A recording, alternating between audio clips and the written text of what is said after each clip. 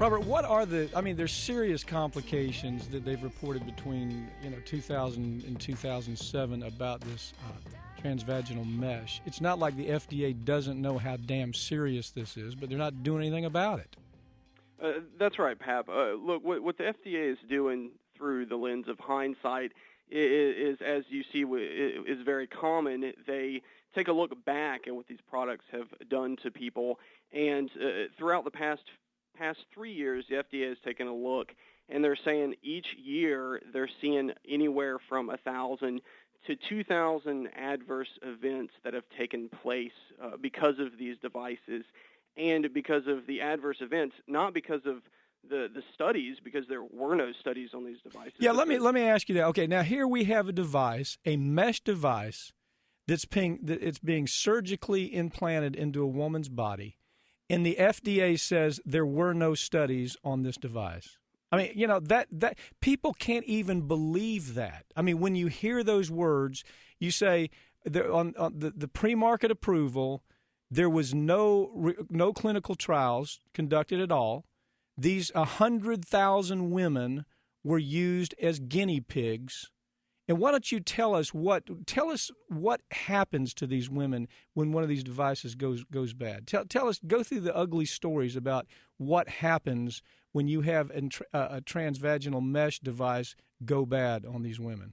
Well, I'll tell you, Pap, every single one of these stories is very personal to these women. I mean, there's one of two ways to look at it. What you can do is you can do what the FDA is doing. You can get out the charts and the graphs, and you can talk about mesh erosion, which is where the mesh actually bonds with the female tissue and basically destroys the female's tissue in their vaginal area. You can talk about that in a graph, but you know what? If you talk to a woman about what that is, they're going to tell you that they had no idea that this piece of mesh, which the doctor just put in them, could cause the bonding of tissue and mesh and basically destroy tissue.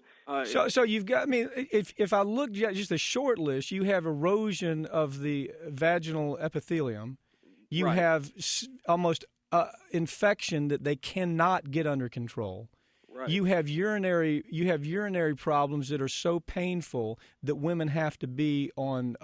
They've got to be on some type of sedative just to deal with the pain. Right. You have incontinence problems that were supposed to be fixed that are completely out of control. You have bowel and bladder and blood vessel perforations to where you actually have the bowel move into the vaginal cavity. That's how serious this is. And the FDA says, well, we didn't really study this. It wasn't something we really looked at. The company came to us and said that they had done a study and everything was okay. And I mean, that's the FDA we're living with.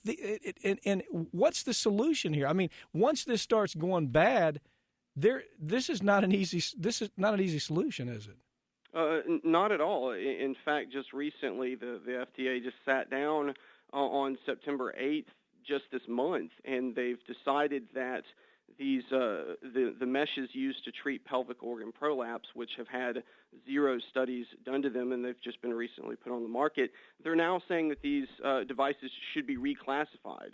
They're essentially saying what was a Class 2 device and could be passed through the 510K process. Now they're essentially saying, hey, wait, maybe we shouldn't have done the 510K process. Let's make them do additional studies.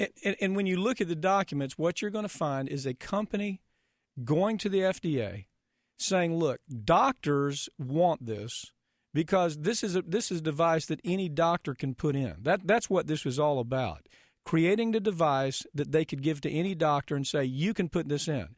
And truthfully, not any doctor can put it in. But that was the sellability. Let us sell this, FDA, look the other way. Let these doctors put these medical devices in. It's a way to solve this incontinence problem that typically these women have problems after childbirth. That's what typically brings in the need for some kind of solution here. But this is not the solution. There's a five-fold. The number I saw, it was the complications have jumped five-fold since they've started actually looking at it. And you've got the skin breaks, the device protrudes actually through the vagina. There's contraction of the mesh, and it causes vaginal shrinkage. There's no solution for it. These women are scarred for the rest of their lives, in pain for the rest of their lives. And we have a damn FDA that says, we didn't get it right. Isn't that about it? That's exactly right, Pap. You've hit the nail right on the head, which is that you've got devices, just like you say. The selling point to these devices, the prolapse devices, actually come in kits. They come in kits, and they're passed out to these doctors that say, hey, we know there's this traditional surgical procedure that advanced surgeons need to do, but any old Joe can put these kits in. They're safe. They'll work. They'll work for everyone. And it happens time and time again. We're seeing these patients who never needed this product. Now they've gotten the product, and these are relatively young people. As you said, these are people who they've had some children. They're still very young, vigorous, lively people who've had their lives now destroyed by this product. Best case scenario is that you go in and get this mesh removed. The term removal is a very loose term. It's basically the doctor has to go in and do damage control. They've got to go in and see what they can remove and see, sadly enough, what's left of the tissue that's there. And the remnants they're just that, the remnants of damage that's been done on a product that has had zero studies done on it. And these women are becoming victims. And so now what is the solution? What's what kind of solution does a woman have when they call you and they say, look, this has ruined my life. I have no relationship with my husband. I have other organs that are protruding through my vagina. This sounds incredible. I mean, it sounds like a horror movie, but that's what's happening. You have infections. You have the reoccurrence of the prolapse. You have incontinence that they can't control. You have bowel and bladder and blood vessel perforations taking place. You've got the erosion through the vaginal epithelium. I mean, what does a woman do? Well, as you pointed out, Pap, we've got statistics that adverse event reports and things like that, but unfortunately, those statistics are underreported because for a woman, this is a very personal issue, and it almost seems as if that's what the industry was counting on, was that these women would not come out and say, hey, I've been harmed by this product, because it's a very difficult process to do, because a lot of times women, they want to, sometimes the process will not be as clear to them. They don't know to blame their doctor. They don't know what's going on with them. Look, it sounds like an outrageous statement. We're better off without an FDA, because then you don't have a sense that everything is okay. You don't have this false lie of a sense that everything's okay. They are frauds. I mean, I'm so tired of seeing it.